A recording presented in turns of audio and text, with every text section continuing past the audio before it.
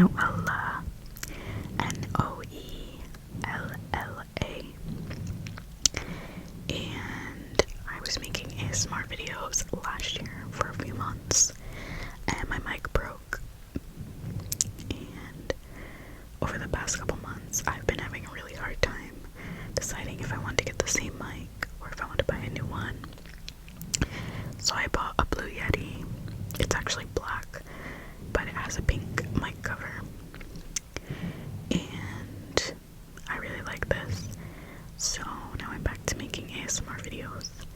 And I'm gonna take really good care of this mic so that it doesn't break. But today I wanted to make a video telling you about my favorite books that I read in 2024. I'm not going to be doing mic brushing all video if you don't like mic brushing. I'm just going to be like talking.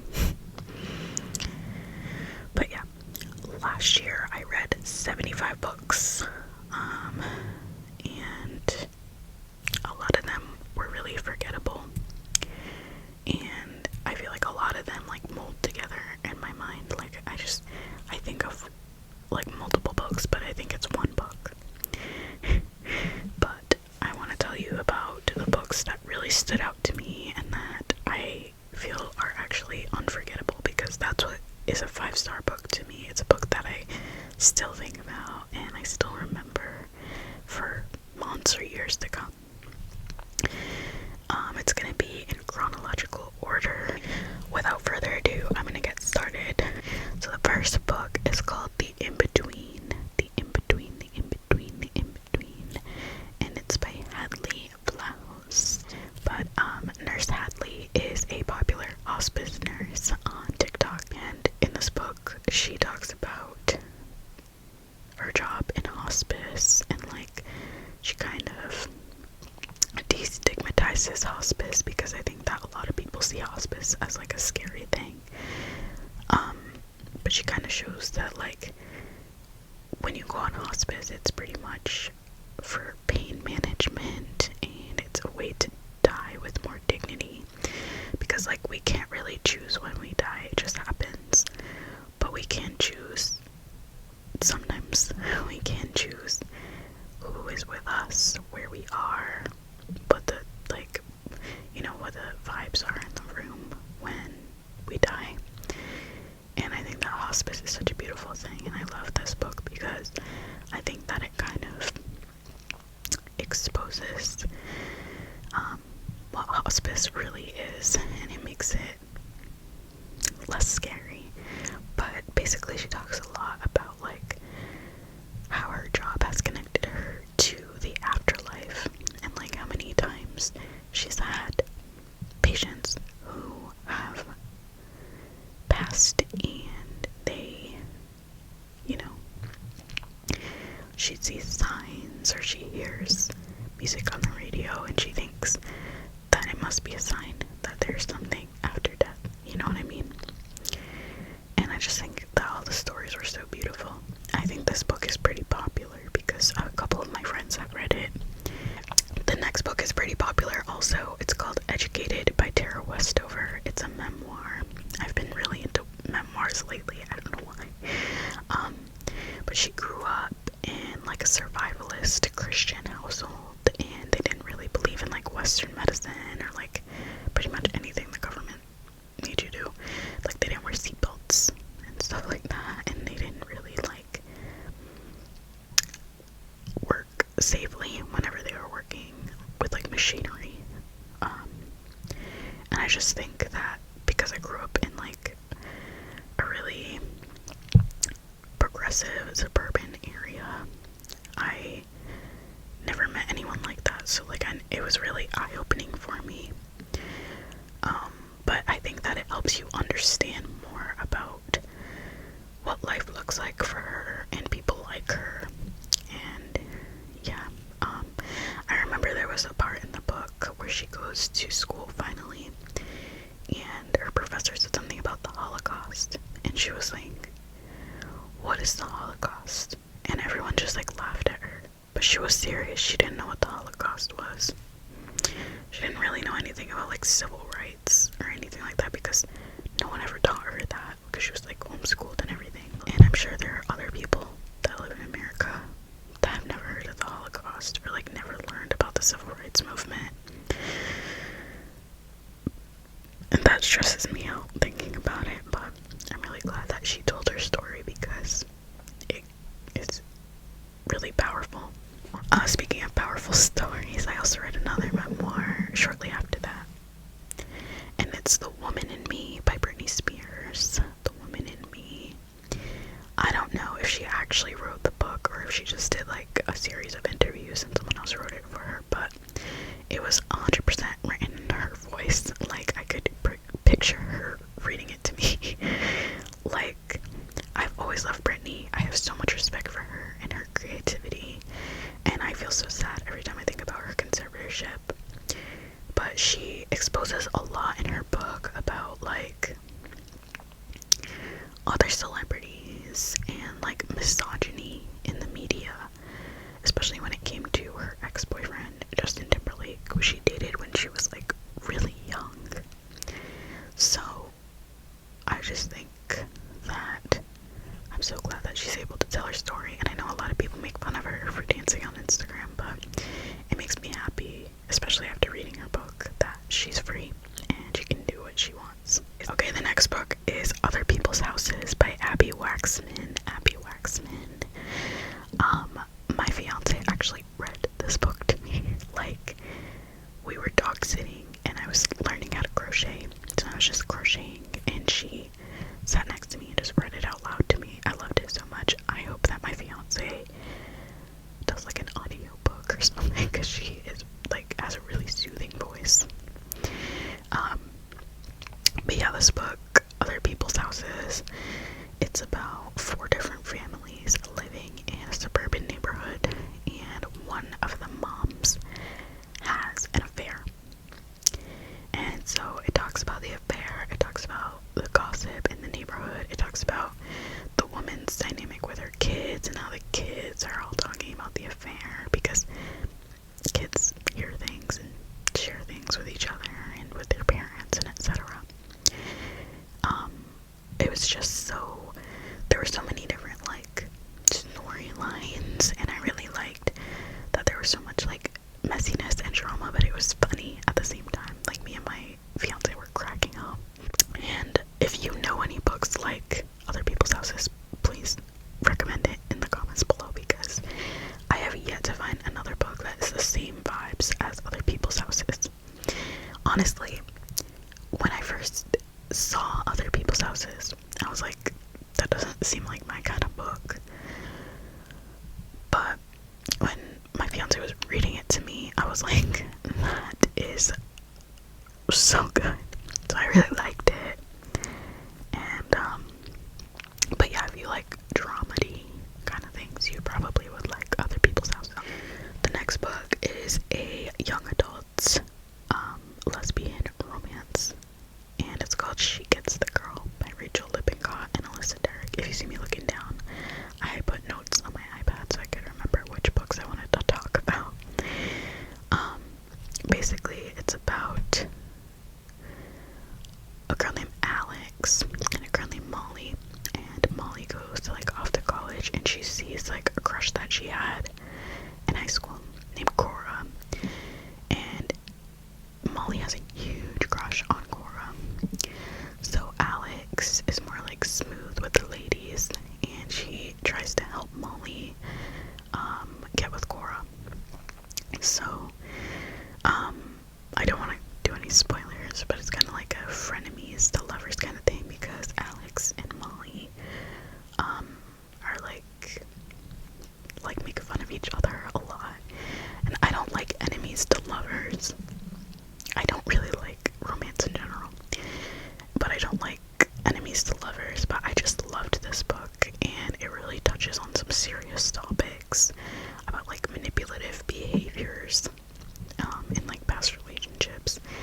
And something about this book like healed me, because I feel that people always think that in like a lesbian relationship, abuse isn't like as prevalent, and like maybe that's true, that it's not as prevalent as straight relationships, but it still happens. And I felt like in this book, we see an example of that. And I think that when I was younger, if I had read this book, it would have made me realize some things. But the book wasn't released until like a couple years ago, and I'm 27 now, so when I read it last year, I just loved reading it. It was so good. But I feel like I was rooting for the main characters the whole time, like no matter what happened in the plot. Like I thought that they were both like really good people. I felt like with Alex, I could relate to so many like issues that Alex was having, so I really liked the main characters. The next book is a non-fiction book that I actually listened to. It's called White Rural Rage: The Threat to American Democracy by Tom Schiller and Paul Waldman. It's very eye-opening and exposes a lot of hypocrisy. I feel, I don't want to get political, but I am more left-leaning, and I feel like this book opened my eyes to a lot of things. And yeah, the book is pretty much talking about conservatives, but I think that it kind of opened my eyes to a lot of things in the Democratic Party. But anyway, I feel that it kind of exposed me like that to the fact that a lot of politicians just say things and they don't make any changes, and a lot of people will vote for politicians just based on that emotional support of like, oh, this politician talked about my community, you know, they talked about the working class, they talked about black people, they talk about coal miners, or they talk about veterans, and so I should support them. But they're not actually doing anything that supports them, or they're making legislation that hurts them or hurts that community. So this book really opened my eyes to that, because I feel that even though I'm not a white person who lives in a rural area, I do live in a rural area, and it's predominantly white. I feel that even though I'm not white, it really was eye-opening for me, and it helped me understand certain people's mentality, because I feel that a lot of politicians and a lot of the media plays off of people's fears of, you know, like the other in the country. I'm a communications student, by the way, if you couldn't tell. My dream job would be journalism. So this book was really eye-opening for me, and I really liked it. And I think that if you're someone who's interested in like sociology, politics, stuff like that, even if you don't live in America and you want to know more about American politics, it's a really good book to read about it. But yeah, that's my little tangent on the book. I actually listened to it because I feel like with nonfiction, I focus way better when I'm listening, kind of like a podcast kind of vibe. I feel like with nonfiction, it's just easier to listen to, for me. But I will read, if I have the chance, I will read, like a paperback or hardcover. Alright, so the next book is called When I Was You by Amber Garza. And it is like an unreliable narrator, unhinged woman, psychological thriller kind of book. It's about this woman named Kelly Medina, and she gets a call from her son's doctor from when he was a baby. And they're like, we have an appointment for you on Wednesday or whatever. And she calls them and she's like, you do know that my son is not a baby? And like, you know, why did you call me? And they're like, oh, there's someone else with your exact name and a son. So like, we accidentally called the wrong person, sorry.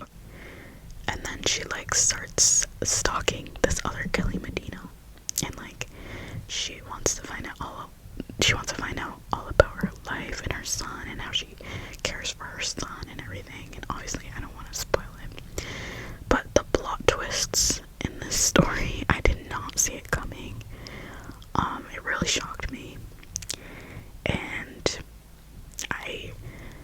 just feel like this book, like, I didn't think it was gonna be as good as it was, because I had been like reading thrillers that were just okay, and then I read this book and I was like, this changed the game. But I'm not sure I'd put it on the level of like Gone Girl, but if you really liked Gone Girl, you might like this book. Another young adult lesbian romance novel that I read, Imogen, obviously, by Becky Albertalli. It's about this girl named Imogen, and she is straight, but she's like a super ally, and she goes to visit her friend Lily in college, and Lily had been telling all of her friends that Imogen is queer, and they used to be in a relationship, but now they're just best friends. And so Imogen has to like lie to Lily's friends. Imogen meets this girl named Tessa, and she's like feeling things for Tessa, like she's like, oh my god, Tessa's really hot. And then Lily like comes out and says Imogen was just lying, she's not actually queer. And then yeah, I don't want to like do any spoilers, but that's like the gist of the book, and it was hilarious. I could not put this book down. It was so good. It was so funny. It was just so sweet. It was giving me butterflies. Like, yeah, if you like young adult books, or you like romance, if you like LGBTQIA plus romance, you would probably really like this. It's just so sweet, and I loved it. Now, the next two books that I'm about to talk about are the complete opposite of Imogen, obviously. The first book is Tampa by Alyssa Nutting. It is probably the most disturbing book I've ever read. It's about a woman named Celeste, and she's a teacher, but she has like feelings for children, and she ends up getting into a physical relationship with one of her students. I don't know how Alyssa Nutting got into the mentality of someone like that, but it was just like disgusting, and it made me so uncomfortable and disturbed. I would like stay up at night thinking about it. Like, I would be like, people like this actually exist in real life, it's not just fiction. And it made me so like worried. Oh my god, I feel like I'm gonna cry. It's not an emotional book, it's just a really disturbing book, but it's just like people like her actually exist in real life, and it makes me sick. But it's definitely an unforgettable book for me. Like I said, it's a book that I'll probably always think about. There is a lot of online discourse about whether or not this book romanticizes the kind of things in the book, and I'm not sure how I'd answer that, because if someone has that kind of mentality and they go and read the book, I don't know if that is like romanticizing it. I don't know. As an outsider, and I'm not a PDF, I feel really disturbed, and like I said, I kind of wanted to cry over it because it made me so angry and upset. But I guess if you are a PDF, you might get excited reading the book. So I don't really know whether I'd say it romanticizes it or not. I just think it's an unforgettable read, and I think that the author did a good job of getting into that mentality.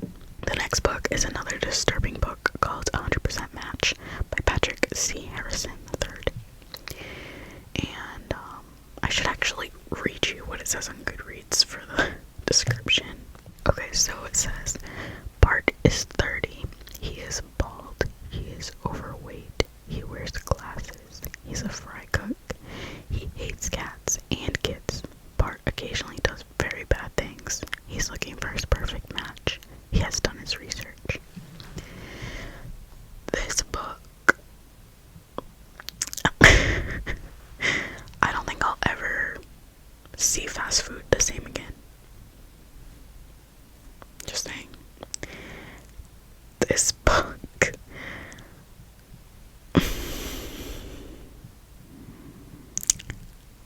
I feel like I was like gagging for a lot of it, but there was also like comedic relief. Like, it was kind of silly, but at the same time disgusting, disturbing. That's all I'm gonna say. It's on Kindle Unlimited and it's a very short book. Like, I want to say it's less than 100 pages, or like right around 100 pages. I read it in one day. I think I actually read it in one sitting. So, yeah. It's an unforgettable book, that is for certain. Okay, so the next book was more of a psychological thriller. It's called The Drowning Woman by Robyn Harding. Also on Kindle Unlimited.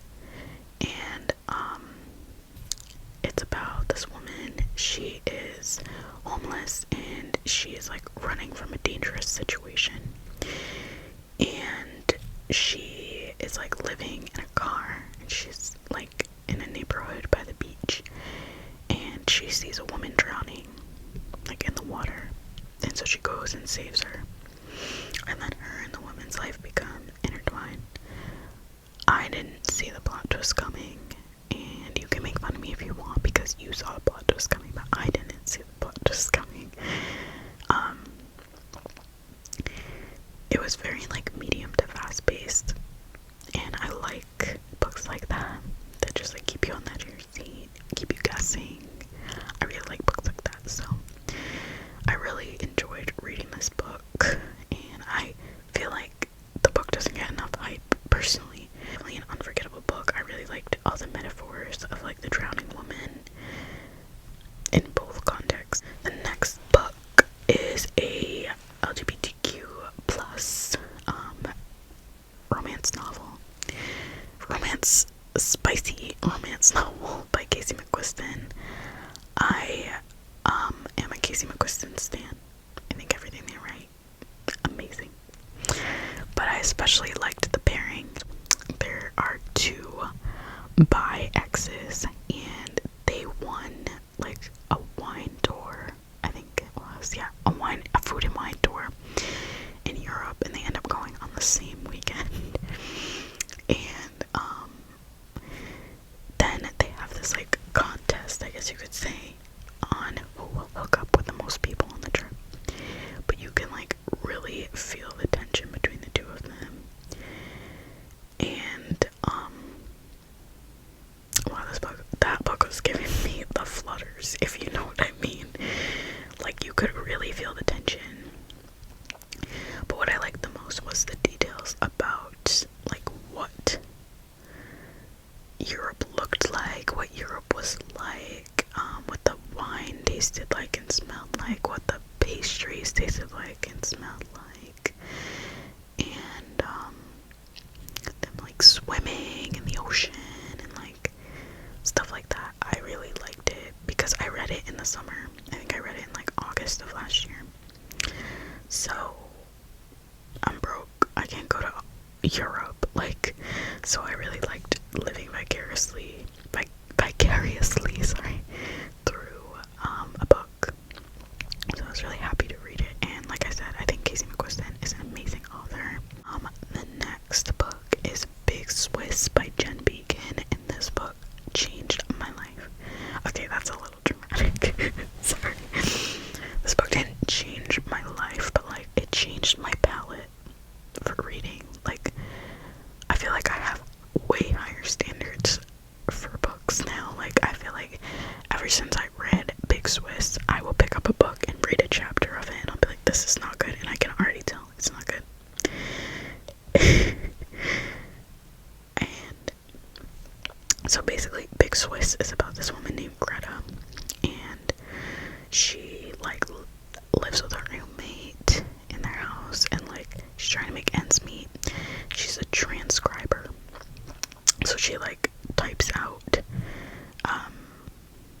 the audio of a sex therapist and his clients.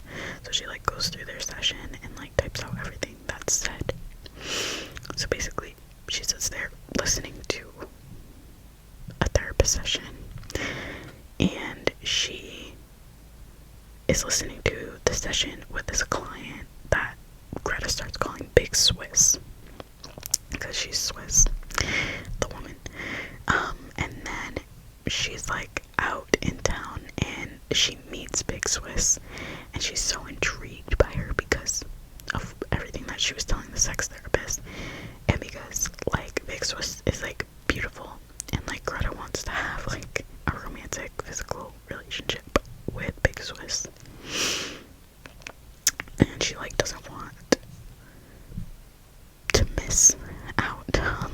this relationship with Big Swiss. This book is so funny. It was so fun to read. I read it to the cat. He was not as amused as I was, but he still enjoyed it. So I really enjoyed it. I actually loved it. I love the book. It's probably top 5 books I've ever read of all time. Yeah, it's still sitting on my nightstand table because I have every intention on reading it again very soon. But yeah, it has changed my palette completely. I just want to read more books like Big Swiss. If you have any recommendations, please drop them down below. Thank you. Last book, definitely not the least, is Annie Bot by Sierra Greer. And it's about Annie, who is an AI robot. And she was built to be like the perfect girlfriend for her owner. So she meets like his emotional and physical needs. So she like cooks and cleans for him, and she's supposed to be like his girlfriend. But he picked everything about her, like how she looks, how her hair is, what she wears, you know. And she is programmed to just please him. And if she doesn't please him, it's the end of the world. But I think it kind of talks about like, I think that the book is supposed to be more of like a commentary on like AI, and AI have feelings, you know. Like, yeah, AI is mostly here to like please us and say what they think we want to hear, right? But like, can AI have their own feelings about themselves? I don't know, AI like scares me, so I feel like this book made perfect sense to me. But I also feel like the book was like a social commentary on misogyny and like how men perceive women's roles in society.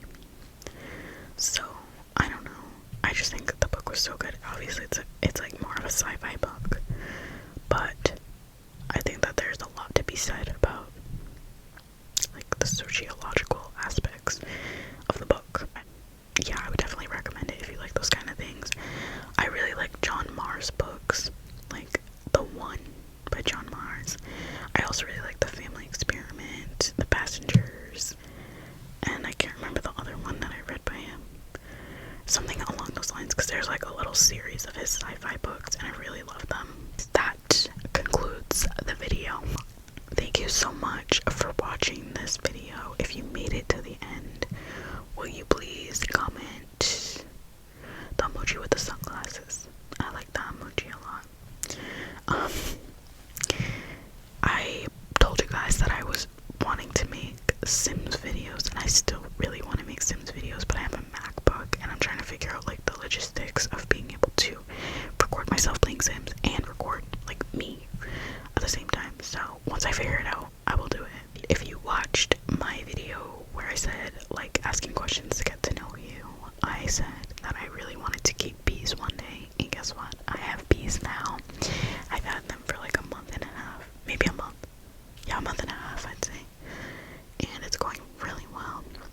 So if you want a video of me talking about my experience with beekeeping, bees, like the biology of bees and like what they do, how they make honey and stuff like that, I'd love to do it. I would really love to do a beekeeping ASMR video, but